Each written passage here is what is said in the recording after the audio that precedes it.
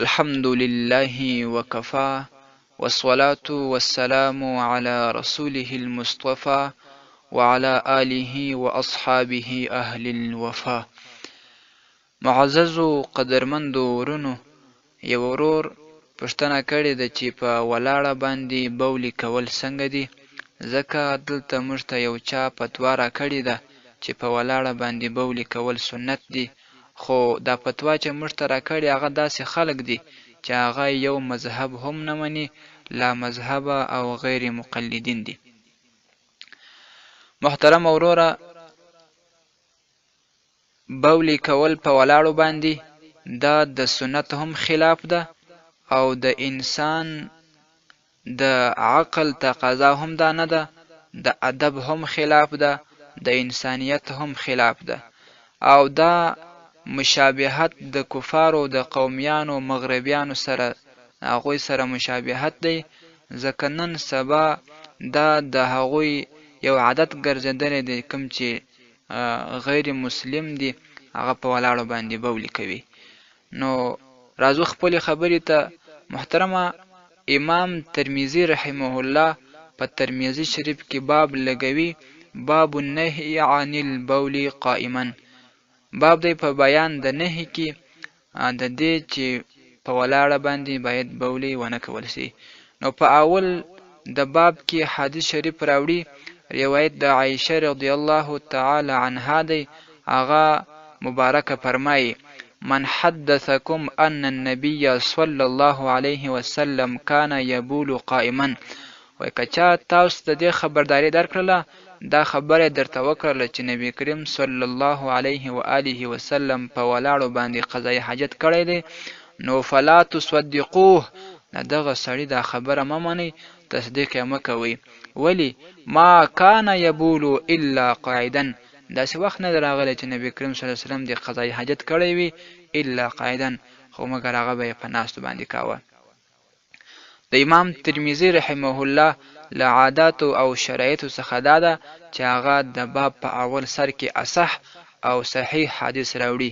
دغه وروسته لیکي: قال ابو عیسی حدیث عائشه احسن شیء فی هذا الباب واصح. حدیث د عائشه رضی الله تعالی عنها احسن دی او اصح دی په دغه باب کې. دغه شان دغه وروسته بیا د حضرت عمر رضی الله تعالی عنه هغه قول نقلوي چې هغه فرمایي: ما بلت قائما منذ اسلمت، ما په ولاړه باندې قضای حاجت نه دی کړی، بول مې نه دی کړی. څه وخت؟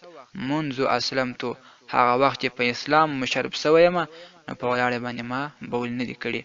د باب په آخر کې بیا د حضرت عبدالله ابن مسعود رضی الله تعالی عنه دغه قول رخی، هغه فرمایي: قال ان من الجفاء ان تبول وانت قائم. دا د جفا سره ده، د خپل ځان سره جفا او بېوفایي، د ادب سره، د انسانیت سره، د ټولو سره جفا ده. دا کومه جفا؟ دا جفا ده چې ته بولې کوې، قضای حاجت پرې کوې، وانت قائم، په داسې حال کې چې ته ولاړ یې. نو محترم وروره، دغه حدیث راغلی دی، صحیح احادیث د امام ترمذي رحمه الله راخیستي دي چې په ولاړه باندې بولې کول نه دي پکار، دا د سنت خلاف ده، دا د انسانیت خلاف ده، دا د ادب خلاف ده، او دا د مغربي قومونو او انګریزانو د هغو سره مشابهت دی. او نبی کریم صلی الله علیه وسلم فرمایي: من تشبه بقوم فهو منهم. څوک چې مشابهت د قوم څخه کوي، هغه به د قوم سره وي، هغه به د هغه قوم تر بیرغ لاندې د قیامت په ورځ باندې راپورته کیږي. یو بل حدیث شریف راځي، هغه هم امام ترمذي رحمه الله راخیستی دی. وایي نبی کریم صلی الله علیه وسلم داسې یو چاردیوالي ته رالی چې هغه کې د قومیانو خپلې کچرې اچولې، د کچرو ځای و. نو نبی کریم صلی الله علیه وسلم یو مجلس ته تللی، لوی مجلس و. نو اول دې ځای ته رالی چې خپل قضای حاجت یو ځل پوره کړي. نو د آداب او د سنتو څخه هم دا ده چې څوک یو مجلس ته ځي، هغه باید خپل ځان اول ښه فارغه کړي چې په هغه مجلس باندې بیا اطمیناني وي، د زړه اطمینان وي. نو هغې دغه ځای ته رالی چې هغه د کچرو ځای و. نو هلته نبی کریم صلی الله علیه و آله وسلم قضای حاجت پوره کوي. حذیفه رضی الله عنه وایي چې نبی کریم صلی الله علیه وسلم په ولاړو باندې د حاجت پوره کوي. نو د هغه سره محدثینو د دې حدیثو او د شان شارحینو د نور کتابو جوابات کړي دي، چې اول جواب د هغه څخه دا دی چې دغه ځای د کچرو ځای و. حدیث شریف کې راځي حضرت حذیفه رضی الله تعالی عنه فرمایي چې ان رسول الله صلی الله علیه وسلم آتا سباتة قوم فبال علیها قائمه. سباته دغه د کچرې وځای ته وایي، شاوخوا چاردیوالي وي، خلک کچرې راوړي. دلته نبی کریم صلی الله علیه وسلم رالی قضای حاجت پوره کوي په دغه کچرو کې، د کچرو په ځای باندې قائمن په ولاړه باندې. نو اول جواب خدا دی چې دغه ځای د کچرو ځای دی، هلته خپله د حدیث څخه معلومیږي. نو نبی کریم صلی الله علیه وسلم ځکه په ولاړه باندې دا قضای حاجت پوره کوي چې دلته ضرورت و، او ضرورت په اساس باندې بیا روا دي، ځکه الضرورات تبیح المحظورات. نو دغه کچرو باندې نبی کریم صلی الله علیه وسلم جامې یا بدن یا بل ځای لړه کېده، په دغه وجه باندې نبی کریم صلی الله علیه وسلم دلته په ولاړه باندې قضای حاجت پوره کړی دی.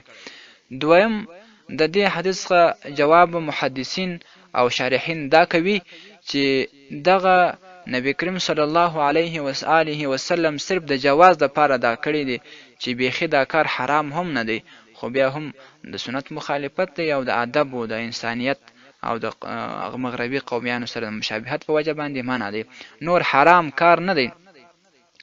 او بعض شارحین بیا دا جواب کوي چې د نبی کریم صلی الله علیه وسلم دلته اخیری وخت او مثال اخیری عمر وو، نو په دغه کې د نبی کریم صلی الله علیه وسلم په ملا کې یو رګ و، هغه درد کاوه، نو نبی کریم صلی الله علیه وسلم کښېنستلی نه سو.